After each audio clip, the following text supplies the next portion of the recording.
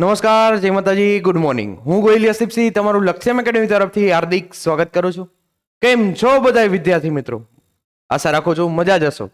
અને આજ એટલે કે તારીખ 27 રોજ તમારી આરઆરબી ગ્રુપ ડી ની જે રાહ જોતા હતા, કહેવાય છે ને કે જિસકા થા મુझे થા ઇંતજાર વો ઘડી આ ગઈ. હા, ઘડી આવી ગઈ છે અને જવા ન દેતા મારા ભાઈઓ. તમારે એક્ઝામ આવી છે, કેવી રીતે શું કરવું છે, હવે એક્ઝામમાં તમારે કેવી રીતે ટાર્ગેટ પોઈન્ટ બનાવવાના છે, એનો આખી વસ્તુ કહેવાનો છું. તો ધ્યાનથી જોજો અને સમજજો. જે પેલા એક્ઝામ તમને ખબર જ છે કે 18 તારીખના લેવાની હતી અને 18 તારીખે એ પોસ્ટપોન થઈ હતી, જે કોર્ટમાં કેસ ચાલતો હતો એના કારણે.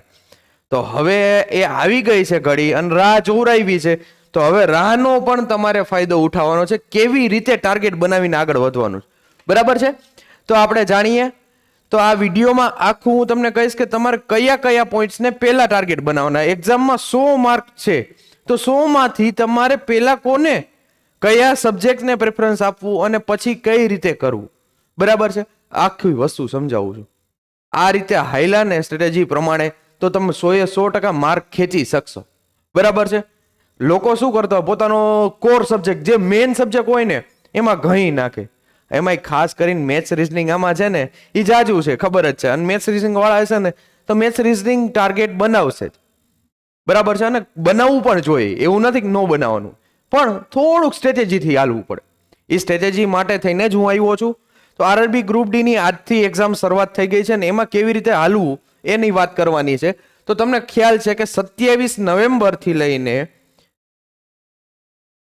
16 જાન્યુઆરી સુધી કન્ટિન્યુ આરઆરબી ની એક્ઝામ ચાલુ છે. બરાબર છે? હવે આ આરઆરબી ગ્રુપ ડી ની એક્ઝામમાં તમારે સ્કોર કરવો છે, તમારે તમારું નામ લેવું છે, તો શું કરવું પડશે? 3 શિફ્ટ વાઇઝ છે. Shift 1, shift 2, shift 3. Reporting time 7:30 નો છે પહેલી શિફ્ટ માટે, બીજી શિફ્ટ માટે 10:30 વાગ્યાનો છે અને ત્રીજી શિફ્ટ માટે 1:30 નો. હા, આનાથી મોડા ગયા કોઈને એન્ટ્રી નહીં મળે. ધ્યાનથી, ઘડી આવી છે તો એ ઘડીમાં પહોંચી જાજો ટાઈમે તો વાંધો નહીં આવે, બાકી હલવાઈ જાશો. ગેટ ક્લોઝિંગ ટાઈમ છે 8 વાગ્યાનો, અડધી કલાકના ગેપ આપેલા છે. બરાબર છે? સ્ટાર્ટિંગ ટાઈમ છે 8:30 નો પહેલી એક્ઝામ માટે, બીજી એક્ઝામ એ 11:30 નો છે અને ત્રીજી છે 2:30 વાગ્યાનો. અને તમારું 2.5 કલાકનું જે 1.5 કલાકનું જે પેપર છે એ તમારે દેવાનું. 8:30 થી લઈને 10 વાગે તમારો એક્ઝામ પૂરી થશે પહેલી શિફ્ટ માટે. તો હવે એમાં તમારે કામ કેવી રીતે કરવાનું, શું કરવાનું છે એ વાત કરીએ. કે તમારી પાસે 4 સબ્જેક્ટ છે. 4 સબ્જેક્ટમાં 4 સબ્જેક્ટ કયા કયા છે? એક જનરલ સાયન્સ છે, મેથેમેટિક્સ છે, જનરલ ઇન્ટેલિજન્સ એન્ડ રીઝનિંગ છે, અને જનરલ અવેરનેસ અને કરંટ અફેર. હવે આ એના ક્વેશ્ચન્સની સંખ્યા પણ છે કે જે જનરલ સાયન્સ છે એના 25 ક્વેશ્ચન પૂછાવાના છે, મેથ્સના પણ 25 છે, રીઝનિંગના 30 છે અને જનરલ અવેરનેસ અને કરંટ અફેરના 20 માર્ક છે. હવે વસ્તુ તમારે સમજવાની અહીંયા છે કે તમારે ટાર્ગેટ કઈ રીતે બનવું. તમારી પાસે જે 90 મિનિટનો ટાઈમ છે, 90 મિનિટ, એને ઉપયોગ કરવો હોય તો આમાં તમારી પાસે સારામાં સારી તક છે. કેવી રીતે? સ્ટ્રેટેજી પ્રમાણે હાલાય. કે હવે તમને ખબર છે, જુઓ કે 30 ને 25 55 માર્ક કર્યા. 55 માર્ક તમારે ખાલી મેથ્સ રીઝનિંગના છે. કેટલા? 55 માર્ક જે છે એ મેથ્સ રીઝનિંગના છે અને 45 માર્ક છે બાકીના જનરલ છે. આ મેથ્સ રીઝનિંગના 55 માર્ક છે. તમારી પાસે ટાઈમ આ લેશે. યાદ રાખજો, આ 55 મેથ્સ અને રીઝનિંગના જે માર્ક્સ છે એ તમારો ટાઈમ લેશે. એક મિનિટ ગણો તોય તે 55 મિનિટ. પણ એવા બધાય નહીં હોય કે 1 મિનિટમાં થઈ જશે.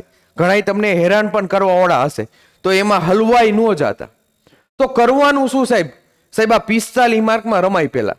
કેમ કે એ વન સેન્ટેન્સ તમને વાંચીને તમને ખબર પડી જાય કે આ મને આવડશે કે નહીં આવડે. તો પેલા એમાં રમાય. મતલબ કે જનરલ સાયન્સના ક્વેશ્ચન છે, જે જનરલ અવેરનેસ અને કરંટ અફેર, આ 2 સબ્જેક્ટ છે. 45 માર્કમાંથી તમને બને એટલા ઝડપથી તમારે કરી નાખવાના. હું માનું છું કે 45 માંથી 45 તો આવડવાનું નથી. તકરીબન 30 ક્વેશ્ચન્સની આજુબાજુ તો તમારે આવડે કે ન આવડે? 30 ગણું છું. હાલો 30 થી 35 નો આપણે ઓલ ઓવર રાખી. 30 થી 35 માર્કનું તમે આમાં કવર અપ લઈ શકો?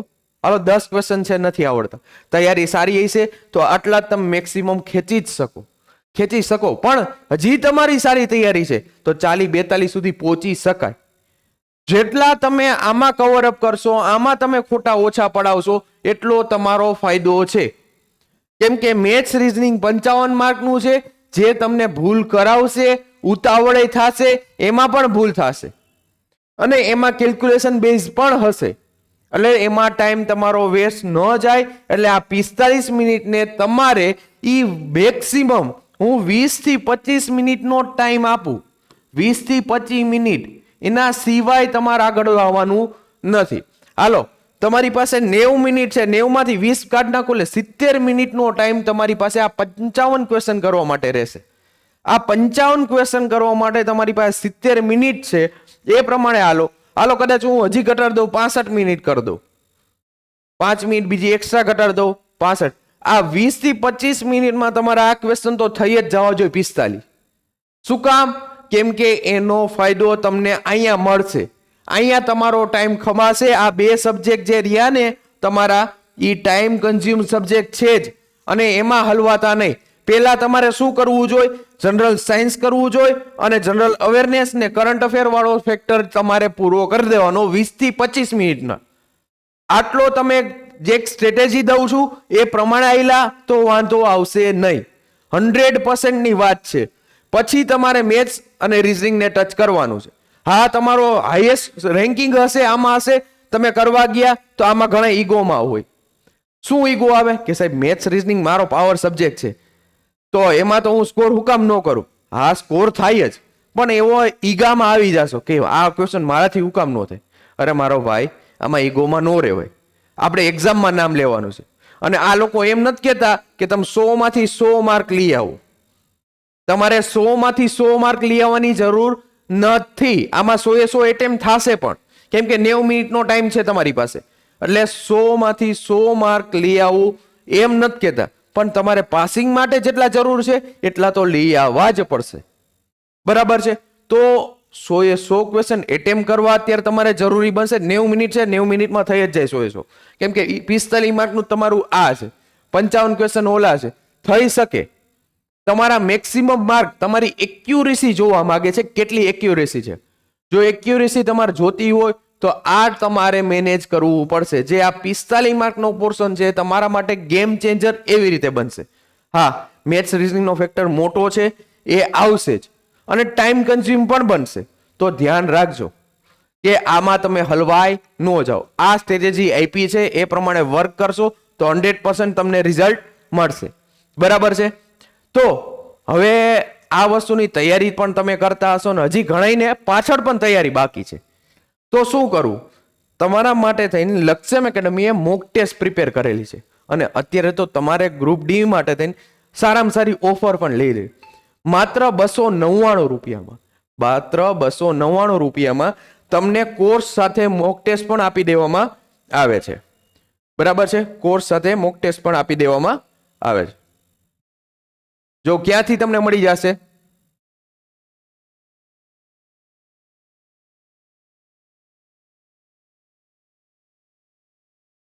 આ આપણી વેબસાઇટ છે. વેબસાઇટમાં તમે જાશો કે એપમાં જાશો? એપમાં ગયા, પેઇડ કોર્સમાં જાશો. પેઇડ કોર્સમાં આરઆરબી છે, આરઆરબી છે, એમાં જો ગ્રુપ ડી આરયુ 299 રૂપિયામાં માત્ર તમને પીડીએફ, વિડીયો લેક્ચર્સ, પછી તમારા મોક ટેસ્ટ, બધી જ વસ્તુ આમાં આપી દેવાની છે. જો આ વસ્તુ તમે કરશો તો તમારે આ જે 16 તારીખ સુધીની એક્ઝામમાં તમને જે ફાયદો મળશે ને 100% મળશે. જ્યાં તમે હલવાતા હશો ને એ વિડીયો જોઈને એકવાર શીખી લેવાનું અને પાછું રિવિઝન કરવાનું, એટલે તમે ક્યાંય અટકાશો નહીં. આ તમારી પીડીએફ છે, આ તમારું આખી વસ્તુ તમને બધું આપશે.